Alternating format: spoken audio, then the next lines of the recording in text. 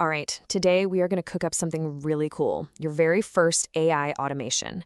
And to do it, we're going to use this simple framework called the AgenticFlow Recipe. So let's get into it.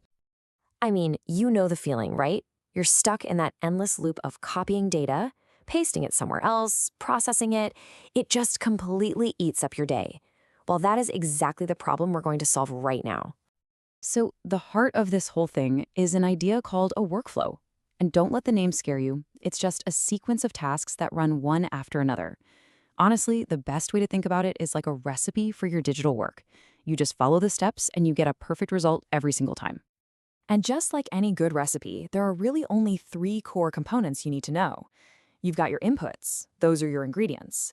You have nodes, those are the step-by-step instructions. And finally, you have triggers, which are kind of like the timer that tells the whole thing when to start cooking. Let's break each of these down. Okay, first things first, we have to gather our ingredients. You know, an automation can't just create something out of thin air. It needs data. It needs information to work with. These are what we call your workflow inputs. The most basic ingredients you're going to use are text, and they come in two main flavors. You've got your standard text input, which is perfect for short things, like a name or a topic for a blog post. But for the big stuff, like an entire article you want to summarize, you're going to want to use the long text input. But here's where it gets really fun. It's not just about text. Look at the variety of ingredients you can use.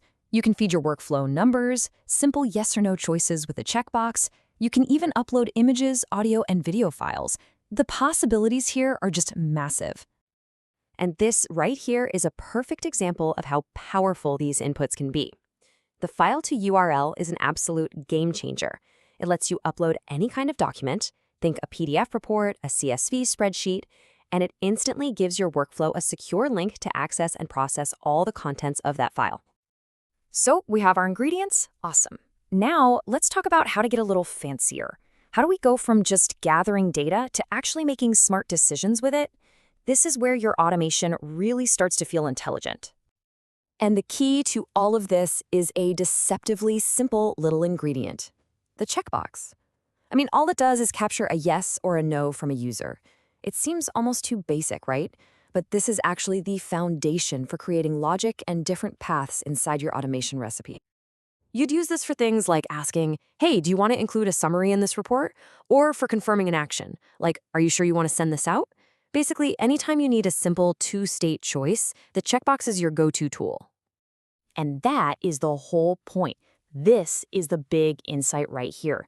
Your workflow can now dynamically change its behavior. It's not just a fixed, static recipe anymore. It's a responsive one that can actually adapt based on a user's choice. So how does this actually work? Well, let's just walk through it. First, the user makes a choice. They check the box. Then, a special little instruction called an if-else node checks to see if that box is true, and that leads to the split. If it's true, the workflow goes down one path. It generates a report with a summary. But if it's false, it takes the other path and creates only the report. A simple choice leads to two totally different outcomes. Okay, we've got our ingredients, and we've got our logic. Now for the final piece of the recipe, the timer. How do we make this workflow run all by itself and actually connect it to the real world? Of course, you can always just hit the run button yourself, and that's totally fine. It's perfect for testing or for one-off tasks you only do once in a while. But real automation, the kind that saves you hours and hours every week, that requires something more. So what's the secret to making it truly hands-free? The answer is automated triggers, and there are two main types you'll use. First is a schedule trigger. It's basically like an alarm clock. It runs your workflow based on time, every hour, every day, whatever you want. The other kind is a webhook trigger. It's different. It's event-driven. It runs your workflow when something happens, like getting a new sale in your store. Let's focus on webhooks for a second, because they are unbelievably powerful. A webhook essentially gives your workflow its own unique private web address. And when another application, say Stripe or a contact form on your website, sends a little message to this address, your workflow instantly kicks into gear. The process is actually super elegant. An outside system sends data to your URL. The platform checks it, and boom, a new workflow starts up using that data. Then it sends a quick "okay, got it" message back while your automation does all the heavy lifting in the background. It's totally seamless and incredibly fast. Okay, now this is a super practical tip that will save you a world of pain. When you're setting up webhooks, the tiny details really, really matter. First, make sure your variable names match the incoming data exactly, and yes, they are case sensitive. You also have to define every single field you want to use and make sure the data types, like string or number, match up. Getting these little things right is the key to a smooth integration. Okay, deep breath. We've covered all the different parts, so let's bring our automation recipe all together and do a quick review of those key building blocks. So the complete recipe is this. You start with your inputs, those are your ingredients, like text, files, and choices.